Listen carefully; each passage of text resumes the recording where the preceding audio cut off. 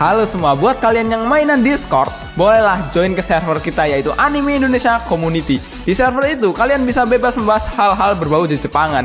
Di situ juga basecamp dari Issei Nugroho, Ibad Crack, Neko Nima, Shiro Crack, dan juga Fernanda. Siapa tahu kan kalau mereka ini open room, kalian bisa ngobrol sama mereka guys. Ayo buat server itu menjadi basecamp buat para wibu-wibu di Indonesia dengan kekuatan anime yang turut menyertai guys. Halo semuanya, gimana kabar kalian hari ini? Semoga kabarnya masih baik-baik saja. Sebenarnya Mimin sudah paham kalau video alur cerita manga kayak gini akan kurang diminati oleh para penonton Mimin. Yang tentunya hal ini berdampak ke adsense Mimin yang kurang ya teman-teman. Maka dari itu jika kalian punya dana lebih, kalian bisa nyawar Mimin dengan menggunakan barcode Saweria yang telah Mimin sediakan di video ini. Dan kalau kalian juga ingin mentraktir Mimin kopi, silakan dicek deskripsi. Mimin tentunya akan sangat berterima kasih kepada teman-teman yang berbaik hati menyawar Mimin. Maka dari itu tanpa basa-basi, yuk kita lanjutkan alur ceritanya. Setelah membantai abis kelompok serigala yang menyerang Hidaka, Hidaka pun seakan berakting menjadi orang yang tertolong berkat bantuannya. Dan tadi itu hampir saja membuat Hidaka kewalahan. Namun di kesempatan ini, Hidaka menggunakan penglihatan kebenarannya untuk melihat status yang dimiliki wanita ksatria yang datang mengambil mangsanya itu.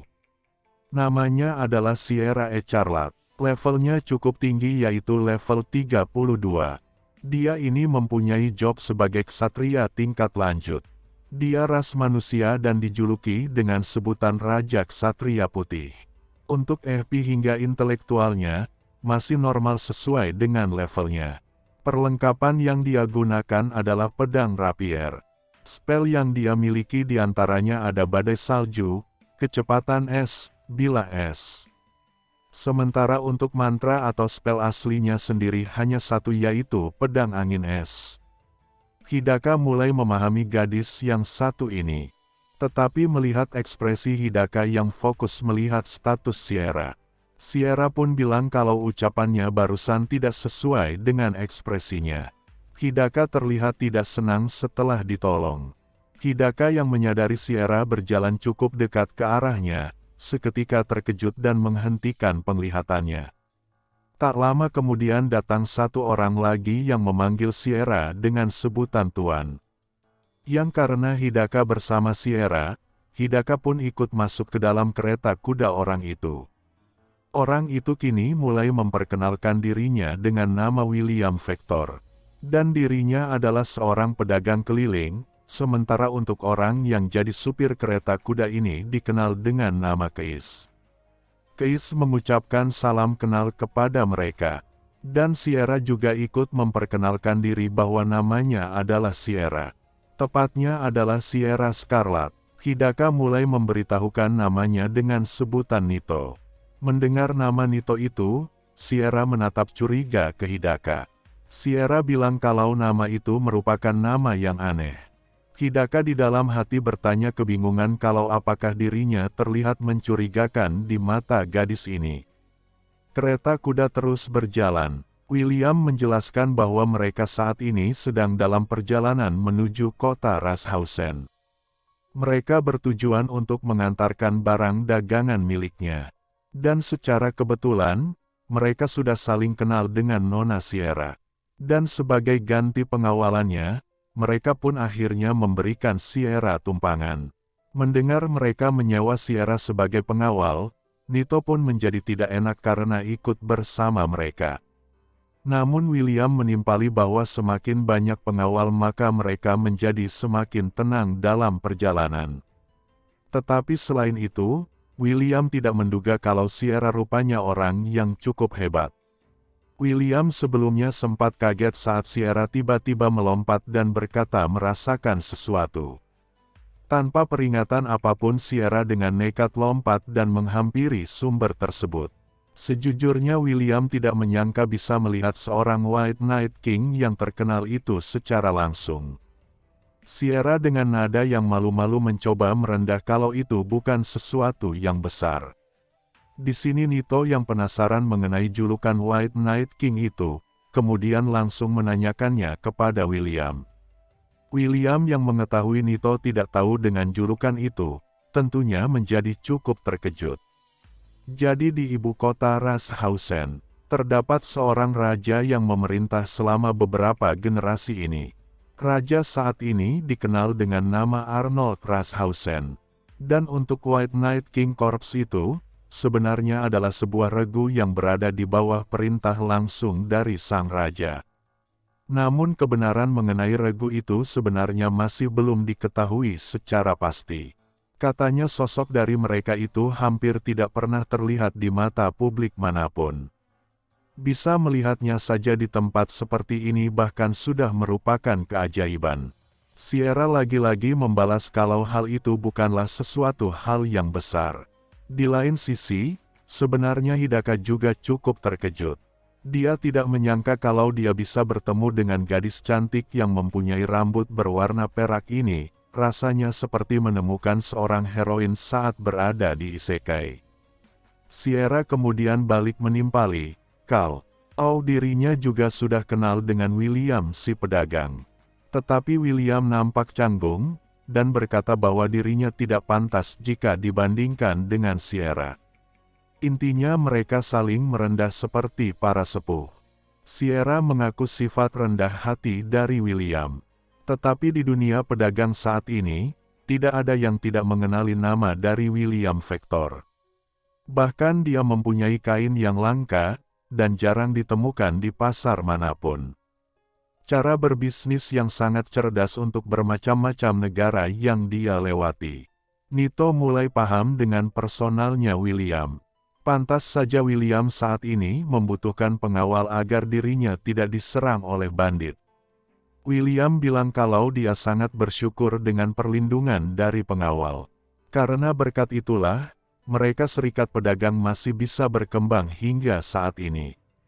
Dan ngomong-ngomong, William bertanya kepada Nito perihal mengapa dia berada di hutan itu. Nito dengan kalimat yang ragu, kemudian menjawab kalau dia berpikir ingin mencoba sedikit berpetualang. William yang sudah memahami garis besarnya, kemudian menyimpulkan kalau tujuan Nito saat ini ke guild. Nito terkejut saat mengetahui di dunia ini terdapat guild. Sebenarnya Nito sedari awal sudah menduga kalau di dunia ini juga ada tempat itu. Sebuah tempat yang membuat perjanjian di dunia isekai. Atau dengan kata lain, tempat itu merupakan spot keberangkatan impian. Nito mulai membenarkan tebakan dari William sebelumnya. Nito beralasan bahwa dia mempunyai urusan di guild. Karena Nito pengen pergi ke sana, Sierra pun menawarkan diri untuk mengantarkan Nito ke guild itu. Dan sebelum mereka sampai, Sierra mulai menanyakan job yang Nito miliki. Nito tentunya terkejut dengan pertanyaan itu. Bagaimana bisa seorang gadis yang satu ini, malah bertanya job orang lain dengan santainya. Hidaka kembali teringat dengan perkataan Raja Ular Saon dan Zek sebelumnya. Mereka meminta kepada Hidaka untuk menyembunyikan jobnya dan jangan beritahu ke sembarang orang. Hidaka jadi bingung perihal aturan yang mana yang harus dia terapkan. Sebenarnya Hidaka bisa berbohong dengan mengatakan bahwa dia adalah seorang swordsman atau ahli sihir. Tetapi meskipun begitu, tetap saja hal ini akan sulit. Karena tidak ada jawaban dari Nito, Sierra pun kembali menyapanya. Nito mulai menjelaskan job aslinya yaitu sebagai seorang healer. Mendengar job yang Nito punya seketika membuat William terkejut. William bertanya kalau apakah Nito saat ini sedang berniat untuk membuat sebuah party. Nito juga tidak menyangkal hal itu, kalau ketemu dengan orang yang cocok dengannya, maka Nito akan senang hati membuat party dengan mereka. Sierra yang mengetahui juga Nito berencana membuat party, kemudian kembali menawarkan diri untuk berbicara langsung dengan guild nanti. Sierra merasa bahwa ini benar-benar seperti sebuah takdir. Sierra menjelaskan bahwa healer itu merupakan job yang sulit bahkan untuk petualang sekalipun. Mungkin saja jalan hidup Nito ke depannya akan tidak mudah. Tetapi Nito pasti akan mendapatkan rekannya untuk bisa diajak berpetualang bersama-sama. Sierra optimis bahwa di dunia ini terdapat banyak orang yang tidak percaya diri dengan job yang dimilikinya. Makanya Nito akan menjadi orang satu-satunya yang dapat menginspirasi mereka-mereka ini. Nito menjawab bahwa dia akan berusaha melakukan yang terbaik. Nito ikut bersemangat setelah melihat Sierra yang bersemangat. Dan saat mereka sampai di pertigaan, Sierra pun menyarankan Nito untuk mempelajari teknik berpedang. Karena Nito tidak bisa menggunakan sihir serangan, maka harusnya hal itu tidak ada ruginya. Mendengar saran dari Sierra barusan, Nito pun sekali lagi terkejut. Apakah meski dia mempunyai job healer sekalipun, masih mampu menggunakan pedang juga? Sierra membalas kalau bukankah hal itu sudah jelas. Mau itu pedang, panah maupun kapak, siapapun pasti bisa menggunakannya. Akhirnya Hidaka pun paham kalau job itu tidak mutlak selalu digunakan. Hidaka kemudian bertanya lagi, lalu begitu bagaimana dengan kemampuan mengeluarkan bola api dan juga serangan listrik? Sierra menjelaskan kalau hal itu bisa dibilang masih sulit dilakukan oleh seorang healer. Sierra menjelaskan bahwa terdapat perbedaan besar secara individu, yaitu perbedaan mana alias kemampuan sihir dan juga sihir alami. Seorang penyihir tentu saja berbeda dengan seorang penyembuh. Perbedaannya terletak di antara dua hal itu. Hidaka baru mengetahui kalau hal itu tidak bisa dilakukan. Nah lantas bagaimana dengan encan atau efek skill? Nito mengaku bahwa dia bisa menguasainya. Sierra menjelaskan kalau encan itu lagi-lagi berbeda dengan sihir atribut. Nito masih belum paham dengan penjelasan singkat itu. Sierra kemudian menjelaskan panjang lebar. Encan yang dimaksud adalah sihir yang hanya memberikan atribut pada senjata. Dan karena tidak membutuhkan rapalan apapun, jadi api maupun air tidak akan mengandung sihir atribut itu sendiri. Dan disitulah letak perbedaan dasarnya dengan sihir atribut. Sejujurnya Hidaka yang mendengar penjelasan itu, masih juga tidak mengerti apa maksudnya.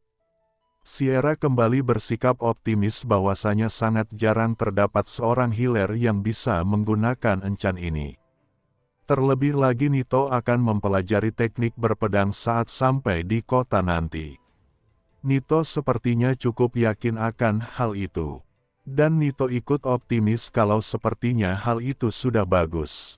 Sierra menawarkan jika Nito mau, maka Sierra akan mengajarkannya kepada Nito sepuasnya. Pemandangan kota kini mulai terlihat di depan mereka.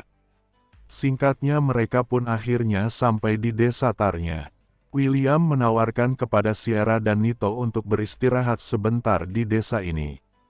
Setelah Sierra dan Nito turun dari kereta kuda, mereka pun menjadi penasaran setelah melihat orang banyak yang berkumpul di suatu tempat.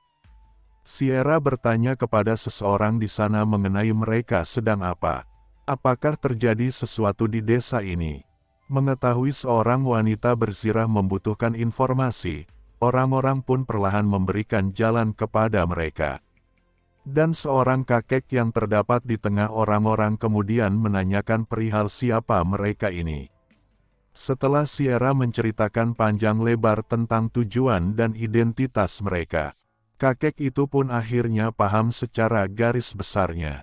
Kakek itu tahu kalau mereka berhenti ke desa ini saat dalam perjalanan menuju ke kota Rashausen.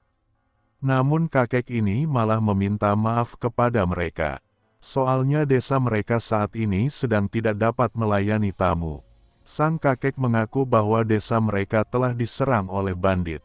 Dan para gadisnya juga diculik oleh para bandit itu. Hidaka terkejut setengah mendengar kabar menyedihkan barusan. Tetapi sesaat setelah mereka membahas hal itu, masyarakat kemudian tiba-tiba melapor kepada kepala desa. Bahwasanya mereka akan pergi untuk merebut mereka kembali. Dan untuk itulah mereka saat ini berkumpul di depan rumah kepala desa. Mereka tidak bisa berdiam diri saja dan membiarkan mereka melakukan seenaknya. Mereka bersikeras agar diizinkan untuk balas dendam. Setelah Sierra memahami situasinya, Sierra pun mulai memikirkan sesuatu. Mereka sebelumnya mengambil rute terpisah. Mungkin saja mereka itu berhubungan dengan para pedagang budak. Menurut pemikiran Sierra, seharusnya penduduk desa masih punya waktu untuk merebut mereka kembali. Jadi jika memikirkan hal itu, memang benar seharusnya mereka saat ini sudah pergi menyerang mereka, tetapi mau sekeras apapun niat penduduk ingin pergi. Sierra menegaskan kalau mereka berdualah yang akan pergi. Yang Sierra maksud berdua adalah dirinya dan juga sang supir alias Keis. Mendengar pernyataan dari Sierra barusan, tentu saja membuat sang kakek alias kepala desa menjadi tidak enak, pasalnya mereka adalah tamu yang berkunjung kemari. Tetapi William langsung menimpali dan meminta kepala desa untuk menyerahkan urusan ini kepada mereka berdua. William tahu betul kalau mereka berdua tidak akan mengecewakan keinginan penduduk. Karena Sierra terus memaksa, kepala desa pun memberikan izin kepada mereka. William kembali memberitahu kepala desa bahwa dia yakin kalau mereka akan sangat membantu. Setelah semuanya sepakat, Sierra pun kemudian meminta kepada orang-orang di sini perihal apakah ada yang tahu kemana bandit-bandit itu pergi. Sepertinya para penduduk tidak tahu arah pastinya. Tetapi tiba-tiba di tengah mereka kemudian terdengar suara anak kecil yang berteriak bahwa dia tahu. Anak ini diketahui bernama Jack. Jack bilang saat orang-orang itu menyeret dirinya, semua orang dewasa sedang pergi berburu di hutan. Maka untuk mempersiapkan balas dendam, Jack mengaku telah memberikan sebuah penanda. Tepatnya saat dia mendaki gunung pada waktu itu, Jack akhirnya menemukan markas mereka. Jack menyaksikan bahwa ibu dan semua orang juga telah dimasukkan ke dalam jeruji besi. Kepala desa menimpali bahwa bagi Jack itu, ibunya hanyalah keluarga kandung yang dia miliki satu-satunya. Dan hari ini para bandit menculik ibunya.